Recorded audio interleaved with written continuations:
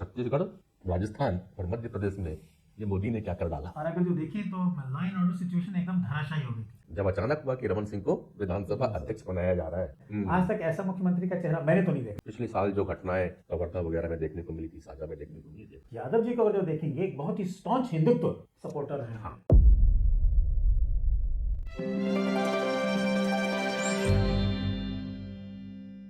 नमस्कार। आज मेरे बहुत पुराने अजीज मित्र हैं, जर्नलिस्ट हैं।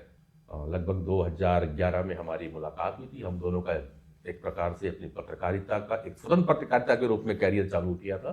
तो मिले हैं पुरुषोत्तम मिश्रा जी। अभिनंदन है, स्वागत है हमारे दरबार में लाइव कैंपस के। नमस्कार।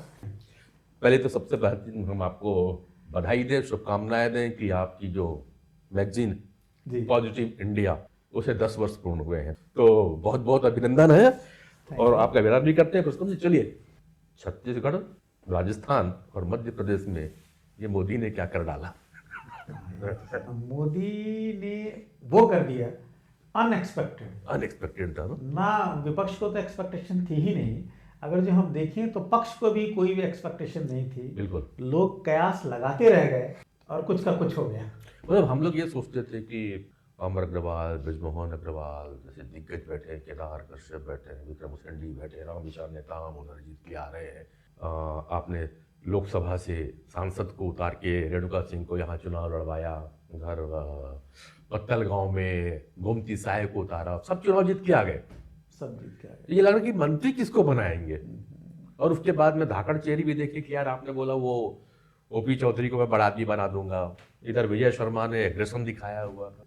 बनेगा क्या जबकि जब मंत्रिमंडल 10 दिन तक ये रहा कि 10 दिन तक मंत्रिमंडल गठन नहीं हुआ है तो भी खलबली मचने लगी कि क्या खिचड़ी पक रही है, क्या दबाव की राजनीति है। टिकट को जो बंटवारा हुआ वो डॉक्टर रमन सिंह के इशारे पे हुआ, तो क्या पुनः मंत्रिमंडल डॉक्टर रमन सिंह के इशारे पे ही होगा। क्या हर मंत्री जो बैठाए जाएंगे वो डॉक्टर रमन सिंह के होंगे। फिर एक कयास आई कि नहीं, रमन सिंह तो यहाँ से दिल्ली भेजे जा रहे हैं। मगर सारे कयास उल्टे पड़े जब अचानक हुआ कि रमन सिंह को विधानसभा अध्यक्ष बनाया जा रहा है। और फिर जो हमें 2 उप मुख्यमंत्री पहली बार, वो भी उप मुख्यमंत्री का कल्चर नहीं था छत्तीसगढ़ में। उप मुख्यमंत्री कल्चर कांग्रेस अपने विदाई के दिवस में लेकर के आई, टी.एस. सिंहदेव को उप मुख्यमंत्री बनाते हुए। और भारतीय जनता पार्टी उससे एक कदम और आगे बढ़ गई कि तुमने एक दिया था, अब हम 2 उप मुख्यमंत्री देते हैं। आपकी नजर में ये 2 उप मुख्यमंत्री का जो फार्मूला है वो कैसे देखते हो। ये जो 2 उप मुख्यमंत्री का फार्मूला है, ये अगर जो हम देखें तो भाजपा का जो है ये भी एक तुरुप का इक्का है। पहली बार जो उन्होंने एक साथ 2 उप मुख्यमंत्री का फार्मूला आजमाया है। और आजमाया कहाँ से? छत्तीसगढ़ से आजमाया। छत्तीसगढ़ से तुम्हारा है ना। पहले तो एकदम कल्चर थी ही नहीं। और कल्चर स्टार्ट की तो सीधे सीधे 2 उप मुख्यमंत्री, और यहाँ जरूरत थी नहीं। पर यहाँ कोई जरूरत नहीं थी। हम वही बात को आ रहे हैं प्रसन्न भाई कि छत्तीसगढ़ में, छोटा सा छत्तीसगढ़ है, 30-40 किलोमीटर में जिला खत्म हो जाता है। हाँ बिल्कुल। ठीक है, ऐसे जिले में आप 90 विधानसभा और 90 विधानसभा में आप 2 उप मुख्यमंत्री और 1 उप मुख्यमंत्री दे रहे हो। मुझे जहां तक लगता है ये पूरी जो है लोकसभा की जो तैयारी है उसके मुद्दे नजर ही जो है 2 उप मुख्यमंत्री दिए गए हैं, ताकि एडमिनिस्ट्रेशन में जो है एकदम कसावट आए। एडमिनिस्ट्रेशन पे कसावट, क्योंकि विगत 5 वर्षों में अगर जो देखा जाए तो एडमिनिस्ट्रेशन एकदम लुंज पुंज हो गया था। और अगर जो देखें तो लॉ एंड ऑर्डर सिचुएशन एकदम धराशायी हो गई थी। चलो, अब आप लॉ एंड ऑर्डर में आ गए, बिल्कुल धराशायी हो गई थी, बात भी सहमत है। अब यहाँ एक चीज देखो, मुख्यमंत्री ट्राइबल से, जी बिल्कुल, उप मुख्यमंत्री एक बनाते हैं, वो ओबीसी का चेहरा होता है, साहू वर्ग से आते हैं, साहू में। दूसरा बनाते हो तो पंडित आता है, विजय शर्मा। और विजय शर्मा सबसे यंगेस्ट में भी आते हैं। एग्रेशन चेहरा है, बिल्कुल भाजपा का एक एग्रेसिव चेहरा है। जबकि जैसे देखो, एक लय भी देख रहा था मैं, मुख्यमंत्री शांत सौम्य, बिल्कुल सौम्य है ना। जैसे कहते हैं आदिवासी भाई तो आदिवासी भाई, तुम हमारे वो तो मुस्कुराहट साथ, मतलब कहते हैं रमन सिंह को कभी गुस्सा नहीं देखा, तो मुझे नहीं लगता कि कभी विष्णुदेव साय को भी गुस्सा देखे होगे, वो मुस्कुरा के ही बात करते रहते हैं। वाकई में जो है इतना सौम्य चेहरा, साधारण जो है, आज तक ऐसा मुख्यमंत्री का चेहरा मैंने तो नहीं देखे है। अब उसी पे आते हैं। अब अरुण साह जो है वो एक वकालत पेशे से आए हुए व्यक्तित्व है, तो वो भी बहुत एग्रेशन नहीं है, ठीक है, आवाज तेज तर्रार है, आवाज बुलंद है। बट इस पे जाए विजय शर्मा का, पिछले साल जो घटनाएं कवर्धा वगैरह में देखने को मिली थी, साझा में देखने को मिली देखने को, उस पे जो एग्रेशन के साथ में धर्म का झंडा, हिंदुत्व का झंडा लेके जो आगे बढ़ा और जेल जी गए तो विजय शर्मा। तो ये तीनों का जो मिक्सचर डाला है एक प्रकार से कि ओबीसी यहाँ पे ऑलमोस्ट सेकंड लार्जेस्ट में आती है ट्राइबल के बाद में, वहां से एक रिप्रेजेंटेशन दे देना, उसमें भी साहू वर्ग को भी दे देना। तो ये सिर्फ जो आप कह रहे थे कि एक लोकसभा की तैयारी है और ट्राइबल मिनिस्टर को दे देना सीएम के रूप में, वो भी एक अच्छा प्रयोग हुआ। मेरा मानना है जो विजय शर्मा जी को दिया गया है उप मुख्यमंत्री का दिया है ना, वो हिंदुत्व जो आप बड़ा सही कहा, हिंदुत्व चेहरा। आप देखिए मुख्यमंत्री ये मध्य प्रदेश हाँ यादव जी को बनाया है। हाँ, मोहन यादव जी को। यादव जो कम्युनिटी है वहाँ पे एक तरह से गौण है। अगर जो मध्य प्रदेश देखें तो यादव जी को अगर जो देखेंगे एक बहुत ही स्टॉन्च हिंदुत्व सपोर्टर है। हाँ, वो एक ऐसा हिंदू है, वो बोलते हैं कि नहीं मैं हिंदू हूँ तो हूँ। मतलब आप ये मानते हो, तो फिर आप ये मान रहे हो जो एक धर्म की जो ज्वाला, जो हिंदुत्व की ज्वाला कवर्धा में फूटी थी, याद होगा शिवरात्रि के समय एक यात्रा निकाली गई थी और फिर वो जाकर के 2 महीने में दंतेवाड़ा में हवन कीर्तन सब हुआ था। तो वहां से एक हिंदुत्व जिसमें कि विजय शर्मा भी काफी आगे बढ़े थे, उसी का फल उनको मिला है कि उसी का फल मिला हुआ है। प्लस मैं ये महसूस करता हूँ कि एक कैडर बेस्ड पार्टी है बीजेपी, राइट। उनको जो है आने वाले समय में जो है ऐसे लोग चाहिए जो डिक्लेयर करते हैं कि हाँ मैं हिंदू हूँ, मैं हिंदुत्व को फॉलो करता हूँ, पर एट द सेम टाइम मैं दूसरों के फेथ को जो है दबाता नहीं हूँ, बट मैं हिंदू हूँ, तुष्टिकरण की राजनीति नहीं करूंगा। तो छत्तीसगढ़ में जो ये 3 चेहरे मुख्यमंत्री देखे और 2 उप मुख्यमंत्री जो है, उन्होंने इसका एक बहुत बेहतरीन मिश्रण किया है, आदिवासी, ओबीसी प्लस एक स्टॉन्च हिंदुत्व चेहरा। वैसे कुल मिला के देखें तो मैं अभी जब आप हिंदुत्व की बात करें, विजय शर्मा टोटल हिंदुत्व में चलते हैं, एग्रेशन के साथ चलते हैं। बिल्कुल। ये जो अपने मुख्यमंत्री साहब हैं, ये भी संघ की परिपाटी से आए हुए हैं और हिंदुत्व में इनका पूरा घराना पूरा हिंदुत्व को चालू किया। और कहा जाता है कि दिलीप सिंह जुदेव जी के काफी लाडले, नजदीक तो थे ही बट लाडले भी रहे हैं, काफी प्रिय रहे हैं।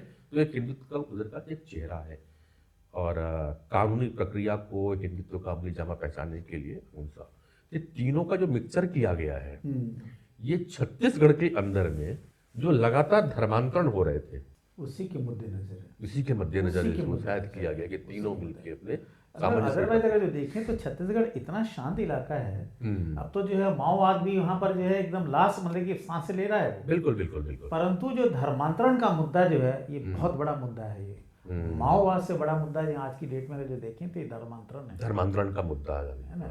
और पिछली सरकार ने जो है अगर हम कहें कि हो सकता है उन्होंने अपनी तरफ से बढ़ावा ना दिया हो, पर उन्होंने रोकने की कोशिश भी नहीं की। अरे एक चीज और को देखते हैं, जिन जिन चेहरों पे उम्मीद की जा रही थी कि इनको अब इस पे एक नाम और आ रहा है जिसपे मेरा बड़ा वो लगा। हम लोग ये सोच रहे थे कि जो पुराने दिग्गज लोग हैं उनमें से किसी को प्रदेश अध्यक्ष बनाया जाएगा, फिर अचानक एक नाम उछल के आ गया, दिल्ली से आती गाड़ी यहाँ पहुंची नहीं, बोले किरण देव को बना दिया। अब मैं ना उस समीकरण देख रहा था, मुख्यमंत्री आदिवासी, उप मुख्यमंत्री एक जो आता है ओबीसी से आता है, एक ब्राह्मण से आता है, बच गया था ठाकुर और वो अब इसमें देखें और सब हिंदुत्ववादी चेहरा है। यहाँ से क्या लगा छत्तीसगढ़ की नहीं, मैं क्या बताता हूँ, जो किरण देव को जो बनाया है ना, हाँ, वो सिर्फ चेहरा देखकर या जाति देखकर नहीं बनाया है। और अगर जो देखें तो अंबिकापुर जो सरगुजा की जो सीटें जो है उन्हीं की लीडरशिप में थी ये बात, जो कि आपको मालूम है कि जो जिसने सरगुजा और बस्तर जो जीत लिया सरकार उसी की, निश्चित रूप से सरगुजा और बस्तर की सरकार बना टी.एस. सिंहदेव जैसे दिग्गज को हराना एक बहुत बड़ी बात है। सही, बिल्कुल सही, बिल्कुल सही। और ये बिना स्ट्रेटजी के, बिना जो है श्रम किए नीचे लेवल पे ये पॉसिबल ही नहीं था, और ये पॉसिबल किया किरण देव। और उसका जो है उनको जो है ये लोकसभा जो चुनाव आ रहे हैं उसके मुद्दे नजर में बहुत स्ट्रांग बंदा जो है उन्होंने कुल मिलाकर के ये कहा जाए कि पारितोषिक कहना तो शायद गलत होगा, पारितोषिक नहीं कह सकते, मतलब एक और बड़ी जवाबदारी उनके पास में दी गई है कि आपने सरगुजा और बस्तर को जिता के लाया, तो चलिए अब पूरा लोकसभा आपके नेतृत्व में चुनाव लड़ते हैं। अब ना रुस्तम भाई एक बात और थी, ठीक है 60-40 का रेशो यहाँ पे आया, काफी युवा चेहरे को आए हैं, बाकी सब तो समझ में आता है। सबसे चौंकाने वाला जो नाम मेरे पास आया वो था महिला बाल विकास का मंत्रालय, जहाँ पे रेणुका सिंह जैसे अनुभवी लोग थे, महिला सीटें जीत के आ रहे हैं ना, गोमती साय, लता उसेंडी, उन सबको किनारे करती हुए मात्र 32 वर्षीय लगभग ये पहली बार विधानसभा चुनाव जीत के आती हैं लक्ष्मी राजवाड़े को ये देना, ये जो मंत्रिमंडल दिया गया, इस पे आपकी नजर क्या कहती है? देखिए, मोदी जी का वो आप देखेंगे जो है स्टाइल ऑफ फंक्शनिंग बोलते हैं, जो जवाबदारी देना जो है उनका है कि नए लोगों को मौका दिया जाए जो है। और आप ये मान के चलिए जो जब नए लोगों को मौका मिलता है ना, वो बहुत बेहतर ढंग से उस जवाबदारी को पूरा करते हैं। पुराने तो ये सोचते हैं कि नहीं मेरे को तो मालूम ही है, मैंने तो किया ही है जो है, और जो नया है वो ये सोचता है कि अरे मैं तो एकदम नया हूँ, मेरे को अच्छे से करना है। उस चक्कर में जो है बहुत बेहतरीन ढंग से वो चलाता है, या जो भी डिपार्टमेंट दिया जाए जो है। राइट। तो आज दरबार में छोटी सी चर्चा रखी थी हमने, ये जो छत्तीसगढ़ में एक गठन हुआ है मंत्रिमंडल का, सब लोग अनएक्सपेक्टेड कह रहे थे, किसी ने विचार नहीं किया था, ये भी हो सकता है, कुछ ने सोचा नहीं था कि इन्हें नकारा जा सकता है, इन्हें किनारे किया जा सकता है, ये थे नए लोग जीत करके आए, तो उन्होंने सोचा नहीं था कि हम भी कहीं मंत्री बन सकते हैं। बिल्कुल। जो अपने आप को संगठन का काफी करीबी बताया करते थे, बड़े बड़े नेताओं का करीबी बताया करते थे, उनको दरकिनार किया गया, और एकदम अनएक्सपेक्टेड चेहरा पहली बार विधायक जीत करके आए, उन्हें भी मंत्री से पद से नवाजा गया है। उम्मीद ये है कि नया जोश नया ढंग से काम करेगा, बिल्कुल। छत्तीसगढ़ के विकास की रफ्तार बदल जाएगा। बहुत सारे प्रयोग इसमें हुए हैं। अगली बार फिर दरबार में बैठेंगे और बहुत सारी बातें करेंगे। आप इस वीडियो में और क्या प्रश्न रखना चाहते हैं, प्रश्न लिख भेजिए। हम इन चर्चाओं के माध्यम से आपकी बातों को सरकार के पास तक पहुंचाने का पूरा प्रयास करेंगे। जी नमस्कार, बहुत बहुत धन्यवाद।